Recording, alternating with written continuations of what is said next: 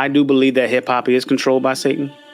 All of hip hop, Christian music, Christian hip hop as well.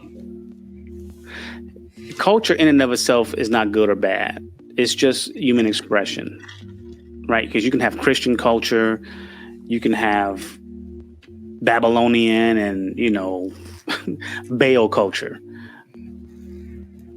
So a person can come up in hip hop culture and make good things out of it, Mm-hmm. So it is a bit of a tough question.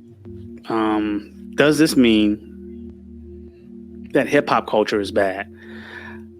I don't think culture in and of itself is bad or good, but I do believe hip hop culture has been compromised by Satan.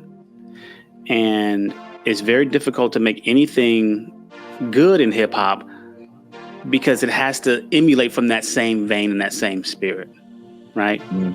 Now, if somebody was sitting out there making a gospel rap song by like De La Soul or whatever, maybe, but it probably takes a lot more energy to bring that hip hop culture underneath Christ than it's worth it, Yeah. Because at some point you won't even look like you hip hop. If you come out, rapping the way you're supposed to, you might have on a pair of, khakis or a pair of Dockers and some, hush puppy shoes. You may not even look like that. And are you going to be accepted by the culture? That's what I'm saying. A lot of things are it's too steep. And that's why I kind of left hip hop behind. As you mentioned before, I used to do secular rap and then I got into gospel rap. And I do believe gospel rap is a lot different, but there is always that fight, that you're having. Yeah. I'm taking notes from the culture, Yeah. Yes. It's still, it felt like not doing music itself, but when it came to like other artists, it felt like a competition still. Mm-hmm. Whereas, and not artists that like I dealt with, shout out to D Bishop and Angel Rhymes, not like us, but in general, like it just the whole hip hop, Christian hip hop still felt like secular hip hop. It felt like not necessarily the words, but like I couldn't call the top Christian artist, like, hey, come do a song with me, because I'm not at this level. But when I get to a certain level, oh yeah, I'll do a song with you or this and that. But when I was all the way here, and you're not gonna reach, even if you're just not gonna reach out to me. Yeah, a worldly system. Right. And it shouldn't be like that. But hey, but think about this: it is Christian society or Christian culture, period, like that. If you're a mega preacher, are you coming to the mom and pop thing? Are you too big for that?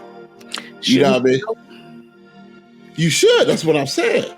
If God said, hey, you need to go and visit, this little church, and you got, this church that got 50 members, you got 500,000, but you might feel like, oh, God ain't calling me to do that because that ain't enough people for me to affect. Well, you called me out on that, because we was doing the gospel rap and it was really kind of blowing up. And this is still, I had 1 foot in secular and 1 foot in the gospel rap.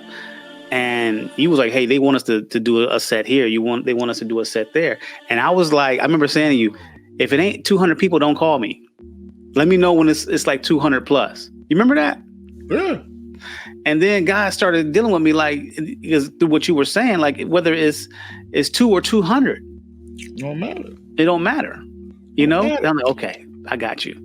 Because we was getting some big numbers, but then every once in a while we do a set and it'd be like, 30, 40 people. Then it'd be another set. I'm like, it'd be a bunch of, and I'm like, yeah, I don't know if you're too valuable for this, and I'm sounding just like those pastors could have sounded, Yeah, I think before, Journeyman, which we didn't use the name all the way, but when I had ITS, it was a group of us, and, God was, just like, I was all the way in, and I said to them, I said, hey, yeah, we got a show coming up, it was like 4 or 5 of us at that time. Hey, be there, be ready. This is a big show. We got to do it. And that's all I told them. They was all there dressed, ready to go. Yeah, all dressed, ready to go. And we got there, and nobody was there, right? And I told him, I said, but guess what? So we about to do this show. It wasn't no show, but God told me he's there. And I said, that's all that matters. Because I wanted them to get to a point where it doesn't matter who's there. You know what I mean? We're doing this for God.